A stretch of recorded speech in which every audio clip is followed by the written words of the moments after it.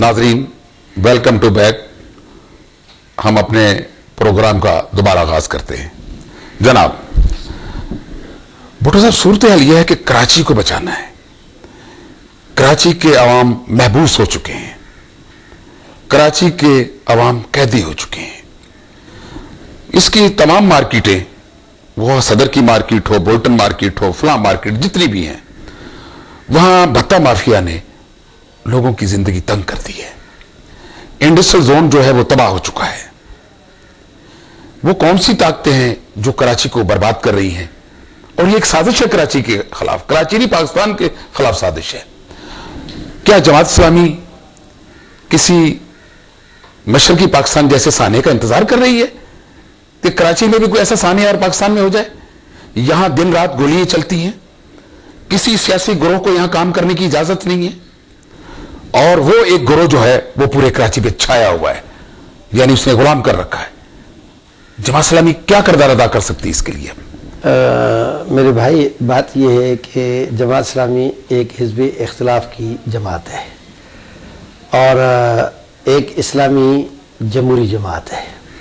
اس لیے الحمدللہ ہمارے دستور میں بھی لکھا ہوا ہے، اور پہلے دن سے ہمارا جتنا کام ہے وہ جمہوری انداز میں، عوامی انداز میں، دستور اور قانون کے دائرے کے اندر رہتے ہوئے اور پرامن غیر مسلح جدوجہد ہے.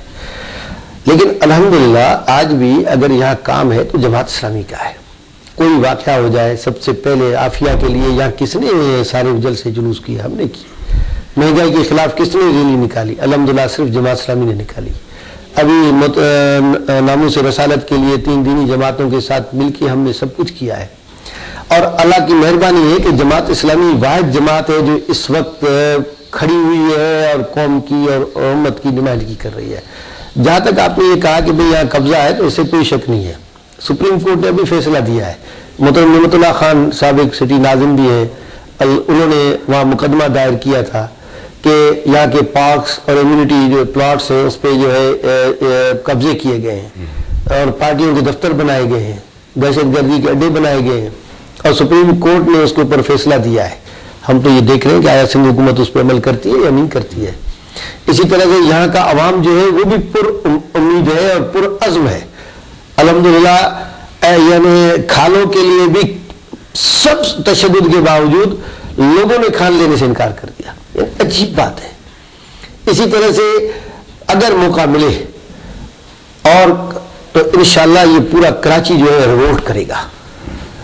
اور اس وقت ہر آدمی جو ہے اپنی جگہ پر ایک عزم لیے بیٹھا ہے کہ ہمیں کراچی کو ایک ترقی یافتہ اور صنعتی شہر بنانا ہے، تاکہ یہاں جو ہے یہاں کے لوگوں کو روزگار ملے، بلکہ پورے پاکستان کو معیشت. یہ جو باتیں آپ کر رہے ہیں یہ تو کوئی ایسا لگتا ہے کہ کسی اور دنیا کی باتیں ہیں. بالکل. کراچی سے 100 ہزاروں ڈاکٹر اپنے کلینک بند کر کے یہاں سے کہیں شفٹ ہو چکے ہیں. یہاں کی انڈسٹری کے لوگ پنجاب سرحد اور یہاں تک کہ بنگلہ دیش، 100 فیکٹریاں بنگلہ دیش اور سری لنکا میں جا چکی ہیں. یہاں کا سرمایہ دبئی شفٹ ہو رہا ہے ان دنوں، اور جہاں دبئی بیٹھ گیا تھا وہاں کی اکانومی تباہ ہو چکی تھی. آج کی رپورٹ کے مطابق دبئی اسٹینڈ کر رہا ہے. پتہ لگا ہے کہ پاکستان سے اتنا سرمایہ وہاں پہنچ رہا ہے کہ جس کے پہلے کبھی اعداد و شمار نہیں ملتے تھے. میرے بھائی دیکھیں، اس کا دل پھر بھی کراچی میں اٹکا ہوا ہے، پاکستان میں اٹکا ہوا ہے. وہ سارے جو یہاں کے سرمایہ کار باہر گئے، ان کا دل یہی اٹکا ہوا ہے. موقع ملے گا واپس آئیں گے. اور دوسری بات جو ہے دیکھیں، اس کے میں نے پھر عرض کیا کہ ایک حکومت ایک بغیر حکومت، دونوں میں فرق ہے. ہمیں حکمرانوں سے بھی شکایت ہے، حکمران کے اتحادیوں سے شکایت ہے، اور مجھے تو امریکہ کے اور یورپ سے بھی شکایت ہے، کیونکہ وہ ان کی خواہش یہ ہے کہ جس طرح سے وہ وہاں سے نکل کے اپنی امریکہ کی میں یہ بات بتا دوں کہ امریکہ اس وقت اپنی زندگی اور دور کا بدترین معاشی بحران میں مبتلا ہے. اور دنیا کے اندر اب تو امریکہ کے ٹوٹنے کے نقشے بھی شائع ہو گئے ہیں، اور امریکہ کی اقتصادیات بیٹھے گی اور امریکہ ٹوٹ جائے گی. امریکہ ایک ملک نہیں ہے بلکہ 42 سے زیادہ ریاستوں کا مجموعہ ہے. اس لیے اس کی جو معیشت ہے وہ ختم ہو رہی ہے. اور روس کیوں ٹوٹا تھا؟ اس کے بعد ایٹمی ہتھیار بھی تھے، سب کچھ تھا، آبدوزیں تھی، فوج تھی، خلا میں جو ہے راکٹ تھے، لیکن اس کے بعد اس لیے ٹوٹا کہ اس کی معیشت تباہ ہو گئی تھی. اور امریکہ بھی اس لیے ٹوٹے گا کہ اس کی معیشت تباہ ہوگی، کوئی حملہ نہیں کرے گا اس کو. اور یہ جتنا جنگ افغانستان کی طویل ہوگی، جتنے اس کی جو ہے یہ دنیا کے اندر اپنی قبضے برقرار رکھنے کی ہوس جتنی اس کی زیادہ ہوگی، اتنا زیادہ جلدی. سر افغانستان کی جنگ تو ہے، ہمیں بھی لے کے بیٹھ گئی ہے، اس ملک کو لے کے بیٹھ گئی. میرا خیال ہے کہ ہمیں تو ہمارے تو بیچارے جو ہے نا عوام بھوک پہ اور روٹی کھانے پہ جو ہے عادی ہے، لیکن امریکی جو ہے وہ روکھی روٹی نہیں کھا سکتے، وہ بغیر بجلی کے گزارا نہیں کر سکتے. ہم تو بغیر بجلی گیس کے بھی گزارا کر سکتے ہیں. تو اس لیے ان کے ٹوٹنے کا وجہ ان کا اپنا معیار زندگی اور ان کی معیشت ہوگی. سب اصل میں جس طرح میں جا رہا ہوں کہ اس وقت کراچی سے پیر صاحب پگاڑا، ANP اور مختلف جو سیاسی جماعتیں ہیں وہ افواج پاکستان کو کہہ رہی ہیں کہ آ کے یہاں آپریشن کریں اور یہاں جو گن پھیلا ہوا ہے اس کو کسی طریقے سے نکالیں.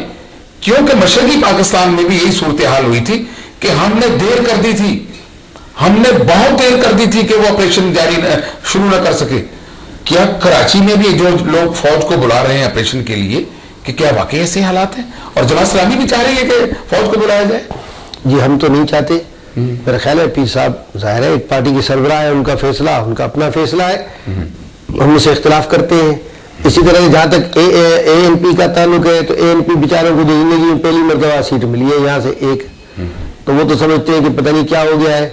اور دوسری بات یہ ہے کہ ضیاءالحق کے زمانے میں بھی یہ ANP تھی جس نے جب یہاں انتخابات ہونے لگے اور ضیاءالحق نے 90 دن میں جو انتخابات کا اعلان کیا تھا تو یہ ولی خان مرحوم تھا جس نے کہا تھا کہ پہلے احتساب بعد میں انتخاب. یہ ہمیشہ فوجیوں کا ساتھ دیتے رہے ہیں اور اسی طرح سے اب بھی جو ہے وہ امریکہ کی فرنٹ لائن بنے ہوئے ہیں. تو پہلے بھی اور یہ وہی ہے پختونوں کا نعرہ لگانے والے جس کے اس میں جو ہے پختونوں کا خون بہ رہا ہے. تو اس لیے ان کی اپنی پارٹی ہے، ان کی اپنی پالیسی ہے، ہمیں اسے اختلاف ہے. لیکن جہاں تک جماعت اسلامی کے تعلق ہے تو الحمدللہ جماعت اسلامی تو پورے پاکستان میں بھی جدوجہد کر رہی ہے، کراچی میں بھی کر رہی ہے. ہم نے تو قربانیاں دی ہیں. ہمارا شورا کا اجلاس ہو رہا تھا، گولیاں چلائی گئی، ہمارے شورا کے ارکان کراچی میں شہید ہو گئے. ہم نے تو کبھی جماعت اسلامی کا دفتر بند نہیں کیا، ہمارے دفتروں کو جلایا گیا، لیکن ہم نے تو کبھی ایک منٹ کے لیے دفتر نہیں بنا. ہمارے جو ہے بچے شہید ہوئے اور میں تو ان ماؤں کو سلام کرتا ہوں جس کا ایک بیٹا شہید ہوا دوسرا بیٹا بھیج دیا.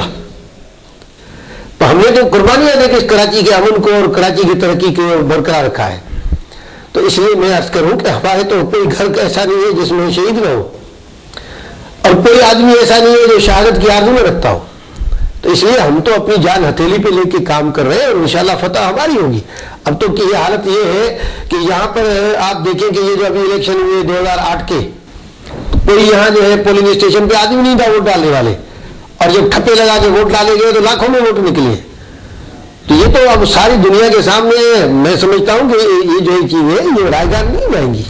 اچھا، جیسے کہ کراچی کے عوام اکثریت میں یہ کہتے ہیں کہ پیپلز پارٹی دونوں پارٹیوں کے ساتھ منافقت کا اتحاد کر کے بیٹھی ہوئی ہے، ANP اور MKM کے ساتھ، جبکہ پیپلز پارٹی کے کہنے کے مطابق کہ نیشنل عوامی پارٹی اور پیپلز پارٹی دونوں نے کراچی کو یرغمال بنا رکھا ہے. دونوں بھتہ مافیا ہے، دونوں لینڈ مافیا ہے اور دونوں ہر جرم کے اندر برابر کے شریک ہیں. اب یہ آپ بہتر جانتے ہیں کراچی والے. میں سمجھتا ہوں کہ پیپلز پارٹی کو ایک طرف ہونا چاہیے. یا تو وہ اپنی باتوں میں اگر سچے ہیں تو ان سے اتحاد کیوں کیا ہوا ہے؟ اس کو تو اتحاد کی ضرورت نہیں ہے، ان کی بات تو قومی صوبائی اسمبلی میں اتنی سیٹس موجود ہے. نمبر 2 یہ کہ میں سمجھتا ہوں کہ یہ یہاں ہو یہ رہا ہے کہ وزیر داخلہ صاحب بیان دیتے ہیں دو دار، دوسرے طرف سے ان کے اتحادی بیان دیتے ہیں دو دار، اور اس کے بعد جو ہے چند دنوں کے بعد یہاں گلے ملتے ہیں چلے جاتے ہیں. اور مجھے تو مرکز کے رول پہ بھی اعتراض ہے. مرکز کا رول یہ ہے کہ ہر دفعہ جو ہے یہاں رحمان ملک صاحب تشریف لاتے ہیں، دونوں کو بٹھالتے ہیں اور دونوں کو گلے مل کے اور کہتے ہیں صاحب ہم جو ہے یہاں آپریشن کریں گے، ہم فلاں کریں گے، اور 2 دن میں تو ٹائم فش ہو جاتا ہے. اب یہ 3 سال سے ہمارے وزیر داخلہ رحمان ملک صاحب کے بیان یہ وہ تو جوک بن گئے، مذاق بن گئے. ابھی حال ہی میں انہوں نے کہا کہ تیسری قوت ہے. بھائی 3 تو قوت ہے، تم آپس میں ہو. لیکن وزیر داخلہ سندھ کیا کہہ رہے ہیں؟ تو میں وہی کہہ رہا ہوں نا کہ پیپلز پارٹی کو بھی ایک طرف ہو جانا چاہیے اور اتحادیوں کو بھی ایک طرف ہونا چاہیے. یا تو وہ ایک دوسرے کے اوپر جو الزامات لگائے ہیں، میں تو مطالبہ کروں گا کہ اس کی تحقیقات ہونی چاہیے کہ بھئی انہوں نے جو الزامات لگائے، نام کے ساتھ لگائے، سب کچھ کیا ہے، یہ کون سا طریقہ ہے کہ ایک دوسرے کے اوپر الزامات بھی لگائے، سنگین الزامات لگائے. میں کہتا ہوں اس سب جو دہشت گرد پکڑے ہوئے ہیں، انہوں نے ٹارگیٹ کلرز کے نام پہ پکڑے ہیں، تو ان کو جو ہے میڈیا کے سامنے پیش کیا جائے. یہ کیوں پیش نہیں کیا جا رہا؟ اس لیے نہیں کیا جا رہا ہے کہ حکومت جو ہے وہ ایک دوسرے کو بلیک میل کر رہے ہیں. میرے امن نہیں قائم کرنا چاہتے، ایک دوسرے کو بلیک میل کر کے اپنی کرسیوں میں اٹھانا چاہتے ہیں، اپنی بتاغوری کو برقرار رکھنا چاہتے ہیں۔ یہ بھی دیکھا گیا ہے، میں کہتا ہوں کہ ان دہشت گردوں کو اگر پکڑا گیا ہے، ٹارگیٹ کلرز ہے، تو ان کو عدالت میں پیش کیا جائے تاکہ ان کو سزائیں ملے، کیونکہ ہمیں اس کا تجربہ ہے۔ یہاں جو ہے وہ حکیم سعید کا قاتل آج تک معلوم نہیں کہ کہاں چلا گیا، اور حکومت کے تحویل میں تھا، میڈیا پہ آیا۔ لازمی صلاح الدین کا قاتل نہیں پکڑا گیا، کسی کا قاتل پکڑا ہی اسی لیے نہیں میں گیا۔ کہہ رہا ہوں کہ نہیں، وہ تو پکڑا گیا تھا، اس نے اقرار کیا میڈیا کے سامنے، اور پھر کہاں چلا گیا کو ان کو پتہ ہی نہیں ہے۔ تو اس لیے میں کہتا ہوں کہ ان کو لایا جائے اور ریکارڈ کیا جائے۔ بھٹو صاحب، معلومات کے مطابق کہ کراچی کے اندر پولیس اور رینجر کے علاوہ پچھلی حکومت جو تھی MQM کی، انہوں نے ایک اور فورس جو تھی یہاں پہ بھرتی کی تھی، جو لوکل گورنمنٹ یہ ضلعی حکومت کے انڈر آتی تھی، اور وہ بھی ایک پولیس فورس ہے جو چوکوں میں ہر جگہ اپنی ڈیوٹی انجام دے رہی ہے۔ آپ اس کے بارے میں کیا کہیں گے؟ نہیں، یہ تو یہاں پر بات یہ ہے کہ MQM نے اپنے دور اقتدار میں، 10 سالہ دور اقتدار میں، انہوں نے صوبائی اور سٹی گورنمنٹ کے مختلف محکمہ جات میں ہزاروں لوگوں کو بھرتی کیا ہے، جن کی روزانہ حاضری لگتی ہے، وہی ان کے جلسے میں آتے ہیں۔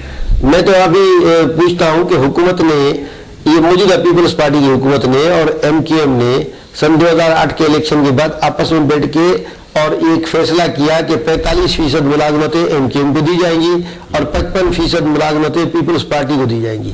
تب میں پوچھتا ہوں کہ پیپلز پارٹی اور انہوں نے جو آپس میں یہ تقسیم کیا ہے، یہ میڈیا میں آ چکا ہے، تو یہ ملازمتیں کسی کی جاگیر تو نہیں ہے، کسی کی ملکیت تو نہیں ہے، یہ تو پاکستان کے اور سندھ کے عوام کا حق ہے۔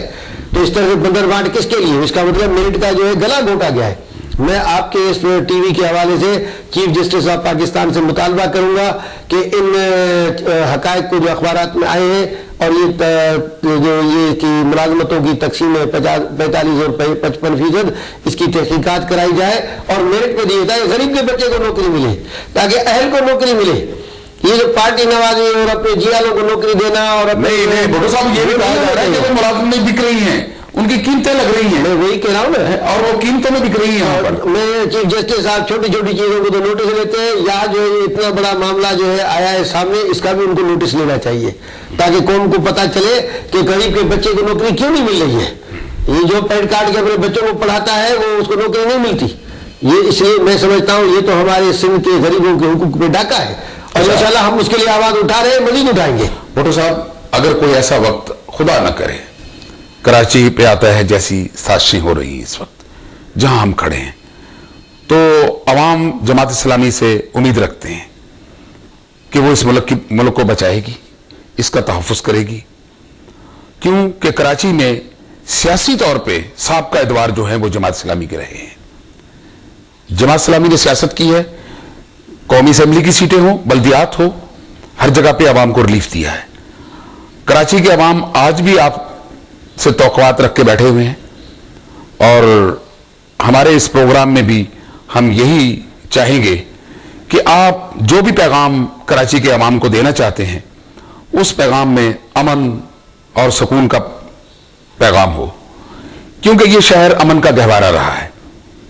آج لوگ پریشان ہیں، لوگوں کے کہنے کے مطابق ملک رحمان صاحب مرکز سے آتے ہیں، لیکن وہ وزیر اعلیٰ ہاؤس تو نہیں آتے کسی واقعے کے بعد، یا وہ گورنر ہاؤس جاتے ہیں یا 9-0۔